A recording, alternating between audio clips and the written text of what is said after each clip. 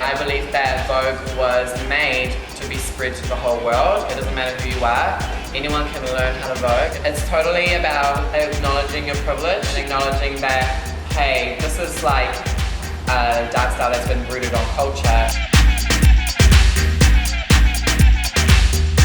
Have fun and like enjoy yourself and just like take all of this thinking up here and throw it out the window.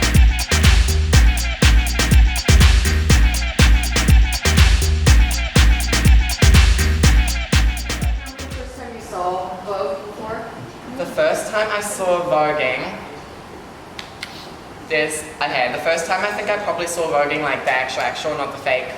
RuPaul's Drag Race voguing is not a thing, okay, let's cancel that from my memory. But my first voguing I saw was a part of this battle competition. It's called Street Star. It's a European competition. And there's this battle on the internet. It's got like 2 million views, but it's like everyone's seen it, I'm pretty sure. And it's this girl dressed as Wonder Woman versus this girl dressed as Sailor Moon. Oh, yes.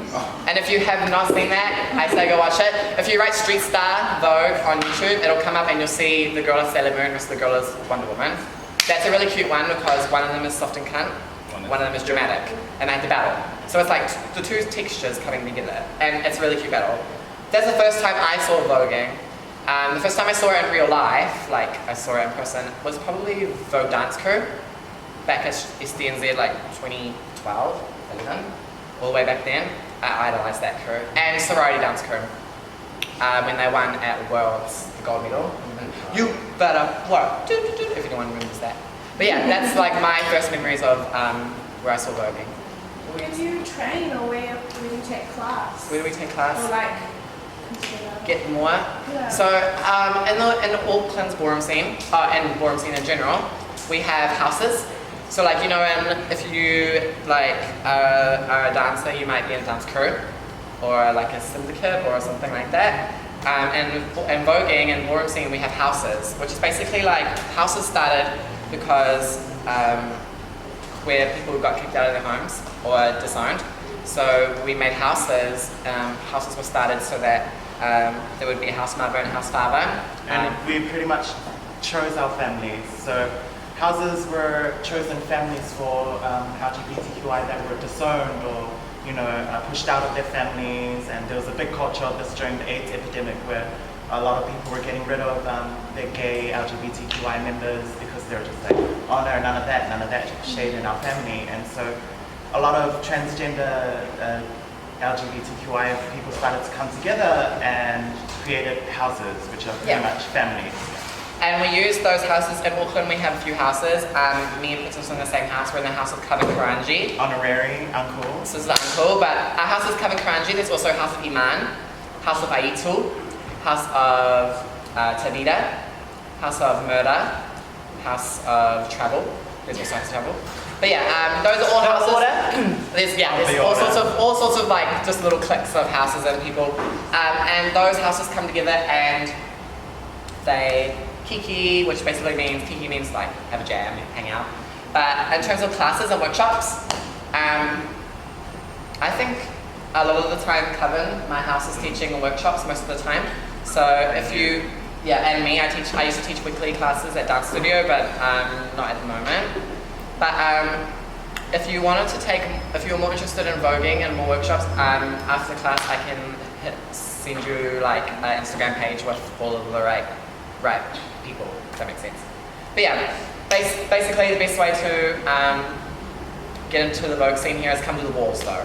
We have balls, they're like in clubs at night, and there's all sorts of categories besides voguing. You can enter runway, which is just runway walking, six style, which is all about who's got the most beautiful body, beautiful booty, titties, everything. Realness, which is who looks like the most real, like looks like they could walk out on the street and just go with their day. That's usually for trans women.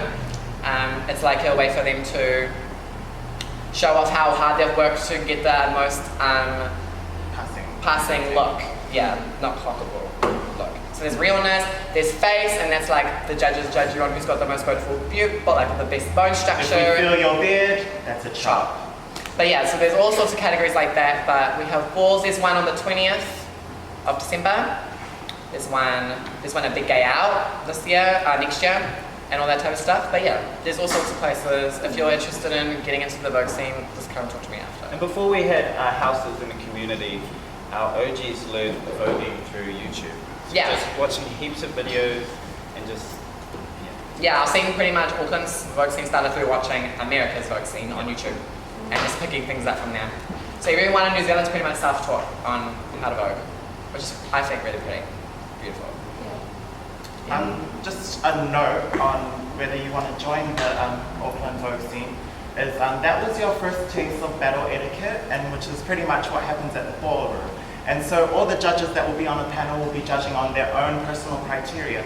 So if you're battling and you're feeling downhearted about like losing against someone else, it will literally be on a base of they dipped on a beat, you missed one slightly, your foot was out of place, your hands weren't really handsy, your flowers were kind of chunky. It could be anything. It's not really personal. We look on technique and performance more than, Everything else. shit. And also sometimes judges are just like, I like her more. Like, she's my friend, I'm gonna check her. Sometimes it's a bit, yeah. Okay, well for blank canvas, when I did blank canvas this year, my choreographic process is kind of like with creating Vogue choreography. I like it to be structured. So like I have structured out places where I know we're gonna do stuff, but a lot of the stuff is like, okay, well we're gonna duck walk for these 8 counts, but it's not like here's the exact way you're gonna do it. It's more like everyone just feel your own how you want to do it. And when I choreo, I like to, for voguing especially, I think it's just important to remember what the root and the culture. It was never like a choreographed dance style, so I like to always keep a little bit of freestyle elements, but with a choreographed structure. So like everyone knows where they're gonna hit the stage at what point the formation is, but like it doesn't matter if like this person's hands like this and this person's hands like this or like whatever, you know? When I created my blank canvas piece, I was honestly just trying to like, it was like the first chance that the Vogue community got a chance to come to the wider dance community and really show off like what our scene is. So I was just grabbing the best Voguers in the scene and like just trying to do the best stunts and like just trying to show off like the best everything that we possibly could. I'm just curious, like, how do you feel about straight people doing that? So that's a really good question. Everyone's going to have a different opinion on that, but I personally believe that voguing and ballroom culture was created for queer people. It is for queer people. The minority is the priority in that culture and that community.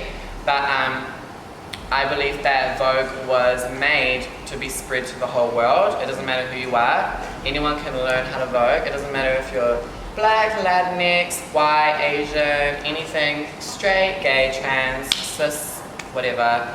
It's like, it's totally about acknowledging your privilege and acknowledging that, hey, this is like a dance style that's been rooted on culture. It's important that you learn it, but then also remember when it's like you're taking it too far and know when to take a step back and just be a part of the community and not be the center. So I personally believe everyone should have a chance to step on that stage and be a star. The House of Coven is full of everything. We have 30 members straight and it's people, all sorts of drag people. queens, queer, LGBTQI. Our house aims to be as diverse as possible because the last thing we want to do is exclude people the same experience that we've had our whole lives. Yeah, so it's exactly. all about inclusivity for us. Yeah. I have the most daughters in the scene and I have the most straight daughters, so It's, that yeah. answers your question. Straight people come the fuck through. Vogue down. As long as you're not, if you're straight and you're getting chopped, maybe go back to square one and do some more practice. But if you're having fun and you're enjoying the style of voguing, then you should wholeheartedly just come through. What do you mean like? No, okay, so here's the team. I'm trying to get to New York. It's like in my goals for like hopefully next year, if I can do it next year, if not 2021. But that's like my biggest dream, is to go to the heart of it, like Harlem, go to the ballroom scene there, and just like try my luck. I'd also really like to go to France, because they have a really, really amazing ballroom scene there where they've mixed the voguing with Afro and Afro beats. So their Vogue beats are the same, they have that crash beat, but they've mixed it with Afro. So it's like, it's so beautiful over there in France. So one of those two places, I'd love to go there. But also Australia is pretty, they have just started a ballroom scene and they're really good too. Yeah, so you're right. We're still better. I think I'm still better than Australia, but yeah, those are like the 3 places we shouldn't go.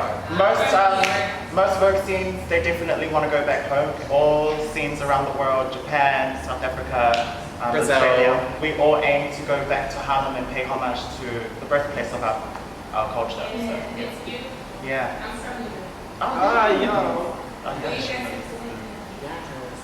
Link us up. Yes. Well, I guess that kind of concludes the class today, but I just want to say thank y'all so much for coming out and thank y'all for taking a risk and coming through and just having fun. Because at the end of the day, I don't really like teaching classes if people aren't having fun. So thank you for coming and just enjoying yourselves. And yeah, stretch out your legs because they're going to hurt in the morning after all that dipping. But yeah, thank y'all so much.